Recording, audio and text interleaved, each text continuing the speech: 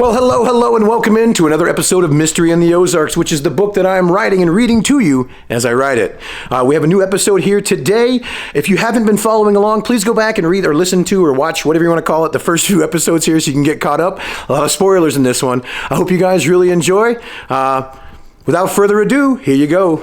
Oh, and really quick, today's video has a sponsor. It's BookBoomAlive.com. They handle all sorts of editing, book coaching, writing coaching, anything you can think of to do with the writing or author industry, they'll help you out. Go check them out. It's BookBoomAlive.com. And if you have any questions at all, feel free to send me a message. I'll help you out.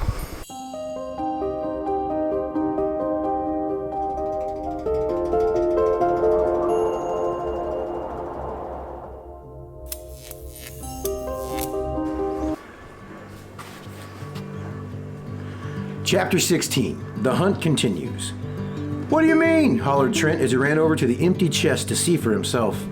It's just a stupid bottle, Linda yelled in frustration as she held it up to take a better look. It can't be. But where's the treasure? We knew it should have been here when we saw that chest. I thought for sure, Trent said with a bit of exhaustion and sadness in his voice. I don't know, Trent. I just don't know, Linda said, dejected as well. But there's something in this bottle. Let's get it out and see what it is. Standing in the corner in shock and a little overwhelmed with everything, the three teenage treasure hunters are silent and a bit scared. Jake looked at the other two and nodded his head towards the cave exit. Carol and Will understood while Trent and Linda were distracted with the opening of the bottle, they all began creeping their way towards the exit. There, Linda exclaimed as a small pop escaped the bottle as she opened it. She turned it upside down and out slid a scrolled up piece of old brown leather. It was tied with a piece of string to keep it rolled. Jake, Carol, and Will had almost reached the door when Linda pulled on the string to the scroll and unfurled it. It was a large square piece of old brown leather that had what looked like 6 to 7 lines of symbols on the one side. The code! Carol shrieked with excitement before she could even realize it. Linda spun towards the three and said, "What code? Wait!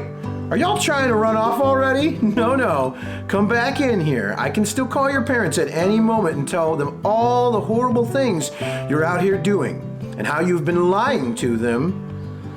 The three looked at each other and all seemed to agree that the best choice would be to stay. Okay, fine. We will help you. Just leave our parents out of this, okay? Jake confirmed as the three moved back to the spots that they were in before. Deal. Now that's better, she replied as they made their way back. She looked back at the unrolled leather message and then to Carol. So tell me, girl, what did you mean? Do you recognize this? Carol looked at Jake, who nodded for her to go ahead, and she replied, "Yes, I do recognize it. It's written in a code that we also found out at Phipps Waterfall, and right above the hole where this box was buried." Carol blurted out, still a bit scared and nervous. What code? And how do you know what it says? And how did you find it? Linda asked rapid-fire questions, glaring at Carol, who looked a bit frightened. We have a compass that works like a special flashlight and a cipher we use to decode it. Will chimed in, trying to help. What? Trent added. How did you find all that? His frustration showing. Tensions filled the room with the silence that followed the question. Jake, Carol, and Will all had become quiet with the rise in anger from the two adults. Linda snarled, "Well, one of you had better explain this quick or else." She pulled out her cell phone and said, "Oh, here it is. Angie McDonald. Should I give her a call?" "Okay, fine. Our grandpa gave us stuff to help us find it. He was looking for it for a long time and passed away recently, okay? That's where all this started. That's really all we know. Just leave our parents out of it, okay? We don't want to worry them," Jake blurted out, trying to keep everyone calm and safe. There we go. Now, is that so hard? Linda smiled as she locked her phone and put it back into her pocket.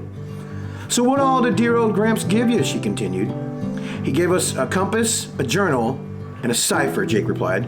"The compass helped us find a hidden message at the falls that we used the cipher on, and that sent us here."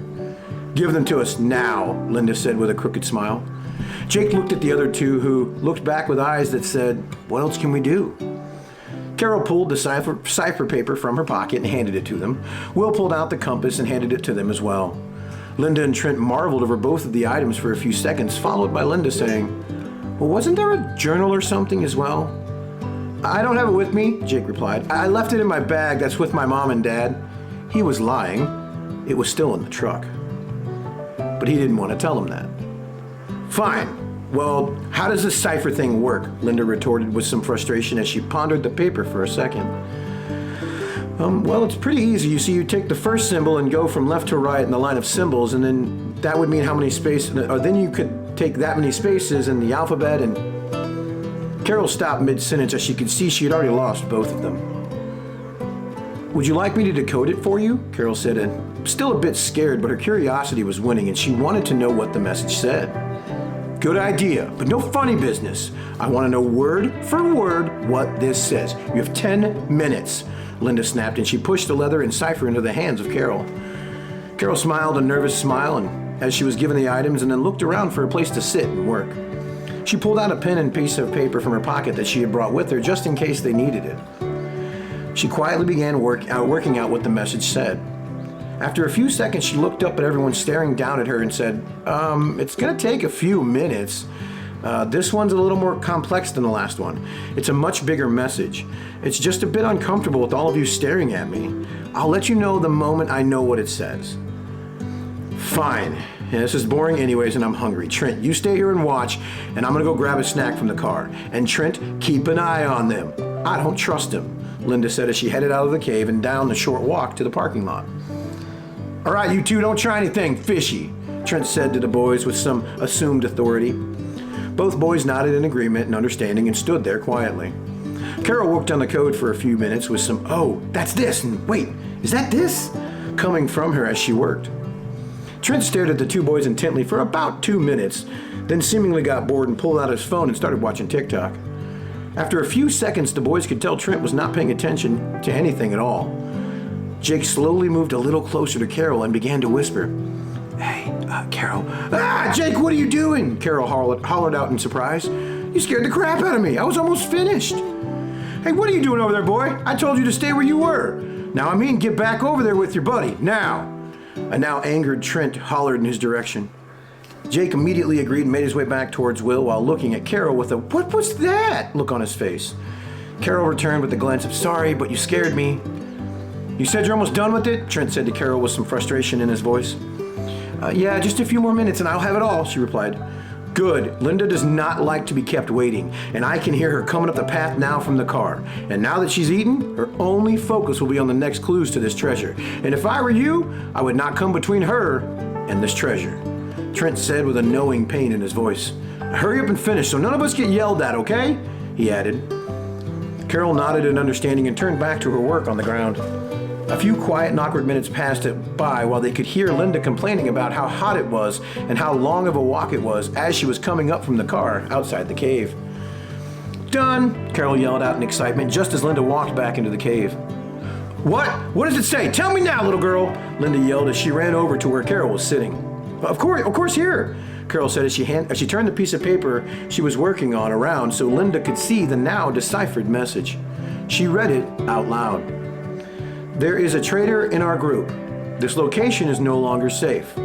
Charles has a town down south with a new vault. A single family protects the key. The doc gave us the land to protect it.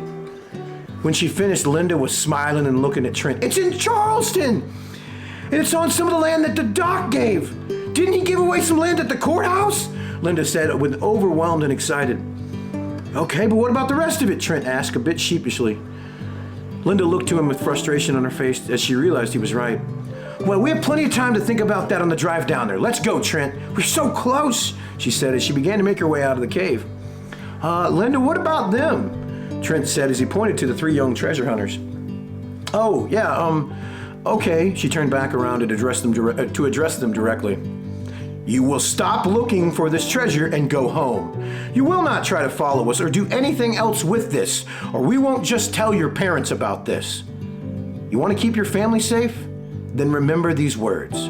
This treasure is ours. She said the last bit with force to make sure they understood. Oh, and burn that leather thing too, Trent, she said as she began to walk out of the cave again. Without that or their precious trinkets their grandpa gave them, they can't do anything anyways. Let's go get this treasure. She excitedly exited the cave. Trent picked up the old leather and pulled a lighter from his pocket. He lit it and held the leather to it, waiting for it to ignite into flames. He quickly realized it was taking way too long to burn it that way and tossed it to the ground and stomped it out. He picked it up and said, I'll burn it when I get home, and he ran out of the cave to catch up with Linda. Okay, I think they're gone, said Jake as he checked out front of the cave and could no longer see the two. What was that? Will blurted out. I've been holding that in the whole time, but what just happened? He said with excitement and terror in his voice. Yeah, it was crazy, Carol added. Should we call our parents and tell them everything? She continued, a bit frazzled. No, I don't think so, Jake replied. The lady made it pretty clear that they were willing to do anything. That Linda lady made it pretty clear that they were willing to do anything to get that treasure. And if we call our parents now and tell them about it, there's no telling what those two will do to our parents if they try to get in the way. So what do we do then? Asked Will. I mean, we don't have the leather. We don't have any of our stuff. What do we do now? Well, actually, we do have something, Carol chimed in with a slight smile. What do you mean, Carol? Asked Jake. Well, there's one more line to the message on the leather. I didn't give them all of it, she said with an even bigger smile now. Wait, what? How? When? Jake mumbled out. Well, they didn't pay any attention to how many phrases there were on the leather, and then Linda cut me off before I could tell them the rest, so I just kept it to myself, she continued. So what does the last line say? Will asked, a bit overwhelmed. Mason's oak disguises it, she said. Both boys looked perplexed by this, but Will broke the silence with, Wait, I forgot the rest of it. So what does it matter if we have this part? Do you two remember the rest? I got that too, Carol added Carol, whose entire face was now beaming with pride. I took a picture on my phone as soon as I could so we'd have it, just in case. You are so smart, Jake said excitedly as he hugged his cousin. Yeah, okay, I agree, though. I am smart, Carol replied as she shoved her cousin away. Okay, but are we actually going to keep looking for this thing? Will said after a few quiet seconds. He looked at the other two, who looked at each other and both kind of shrugged. Jake said, I don't know. I think we should just head home and on the way maybe try to think of where this clue could point us. We can't do anything until we figure out where this is trying to send us anyways. Yeah, but those two said if they found us looking for the treasure, they would do something to stop us. Something that seemed pretty awful, Will retorted. Okay, but what is the harm in at least trying to figure out the clues? He turned to look at Will, who looked like he needed some more convincing, so he continued. Fine, I promise that if we do figure this out and we actually are close to finding something, we can tell our parents. Deal?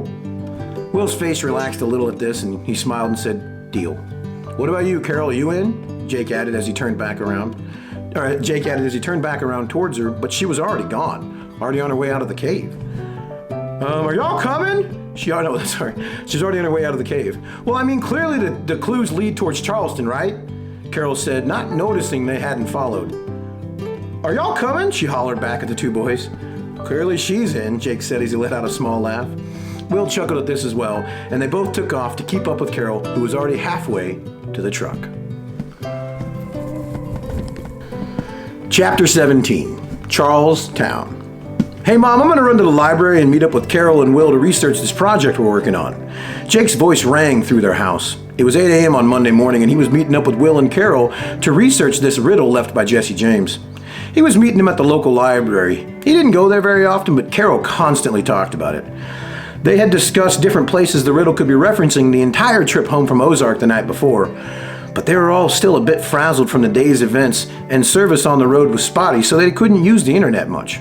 And once they made it back to the McDonald's farm, Jake had a ton of chores to get done before dark, and Carol's mom and her headed back to Paris. Will headed home with his family, or his folks, to take care of their farm. So none of them really had any time to think about the entire message that was left on the leather. There's a traitor in our group. This location is no longer safe. Charles has a town down south with a new vault. A single family protects the key. The doc gave us the land to protect it. Mason's oak disguises it. What could it all mean? His thoughts raced as he tossed on some black gym shorts and a white t-shirt that said Charleston Tigers across the front in yellow and black letters. He had gotten it at the last field day at school. He then put on some white and blue Nike tennis shoes and walked into the kitchen from his bedroom where his mom was making breakfast. Okay, sounds good, sweetheart, but take some breakfast with you, Angie replied as she pushed a paper plate with some scrambled eggs and bacon at him. Wait, how are you getting there? She added. Will's picking me up, and I think Carol is meeting us there, he replied as he took the plate of food. He gave her a quick hug and a kiss on the cheek and said, Thank you, Mom, as he was walking out the front door. Will's red Malibu could already be seen flying down the dirt road from the main road. Will slammed on the brakes and slid across the gravel like he was a stunt driver in a movie, kicking up all kinds of dust and rocks.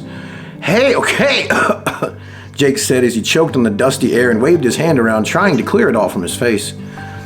Will rolled down the driver's side window and said, "Let's go, bro," over the music blaring his favorite Chris Stapleton song. "Hey, slow it down in my driveway, Will," Jake's dad Mike's voice bellowed from across the way in his shop. Jake smiled and ran around to the other side of the car and hopped in. Will turned the car around and hollered at the window, "Yes, sir, sorry, Uncle Mike," and then slowly made his way down the drive, very careful not to make any more dust. "Dude, I know you're a little worried about the two goons, but I'm excited to see if we find anything," Jake said excitedly as he looked over to Will, who still had some doubt on his face. "Again, man, if we find anything, I promise we'll tell our parents, cool?" Will calmed a bit at this and relaxed and said, "Yeah, I mean, it is pretty cool that there might be a treasure buried here, somewhere here in Charleston. I never thought that anything like that could ever happen around here." "Right? It's crazy," added Jake. They turned onto Highway 22 and headed to Charleston to meet up with Carol at the local library there. Carol loved spending time at libraries, and even though she technically lived in Paris, the library in Charleston was her favorite one to go to. She really liked the staff, and the head librarian, Tricia, was always so kind and helpful. Neither of the two boys had spent a ton of time in the local library, so they just followed her lead. They arrived at the library pretty quickly, as it was only a few minutes' drive into town, and they had been singing along with the songs that had come on the radio. "Man, 991 plays some of the best country," Will said as they pulled into the library parking lot to meet up with Carol. The library building was a stout-looking one. The outside of the building was made of white and tan brick/stonework. It was an older-looking design, but very well preserved. The front doors of the building were tall glassed ones, rimmed with black metal. The boys hopped out of the car and began to make their way inside.